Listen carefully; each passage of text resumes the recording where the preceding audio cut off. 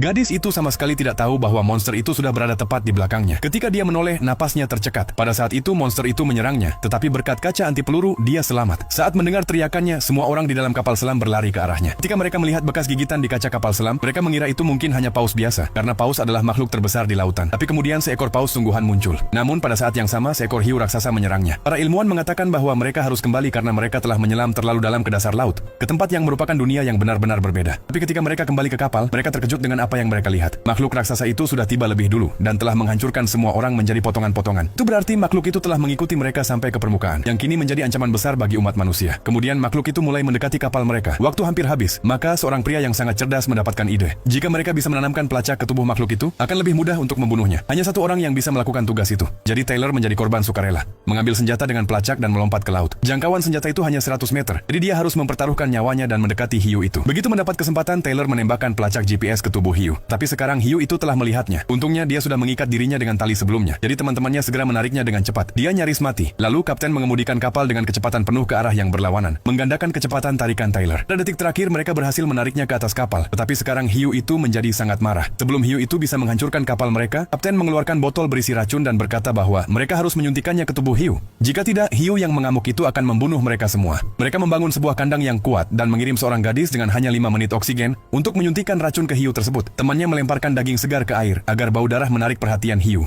Tiba-tiba, semua hiu di sekitar berenang menjauh karena hiu raksasa itu telah datang. Ia mencoba menelan seluruh kandang, tetapi gadis itu memanfaatkan momen tersebut dan menyuntikkan racun ke tubuhnya, membuat hiu itu berenang menjauh. Namun, hiu itu segera kembali dan menyerang lagi, bahkan lebih cepat dari sebelumnya. Hiu itu sangat cerdas. Ia tahu bahwa gadis itu terikat dengan tali, jadi kali ini ia tidak memberinya kesempatan untuk kabur. Teman-temannya berusaha mati-matian menariknya ke atas, tetapi hiu itu menarik dengan kekuatan yang sama. Melihat hal ini, Taylor melompat lagi ke air karena dia tahu itu adalah sesuatu yang tidak bisa ditangani oleh si gadis. Temannya melemparkan semua daging dari kapal ke dalam air. Melihat begitu banyak daging, hiu itu melepaskan kandang, memberi Taylor beberapa detik. Dengan cepat, dia membuka kandang dan mengeluarkan gadis yang tidak sadarkan diri. Tapi saat itu hiu sudah melihat mereka. Hiu itu hampir menelan mereka hidup-hidup. Tapi tiba-tiba berhenti karena tali yang mengikatnya menahan gerakannya. Kemudian, racunnya akhirnya bekerja, dan hiu itu menutup matanya. Mereka salah sangka bahwa mereka sudah aman. Bahkan ada yang mulai merekam video dengan tubuh hiu yang mati. Namun tiba-tiba seekor hiu lain yang jauh lebih besar menyerang kapal mereka. Hiu itu menelan hiu raksasa yang mereka kira sebagai ikan terbesar di dunia, hanya dengan satu gigitan. Kini kapal mereka hancur total.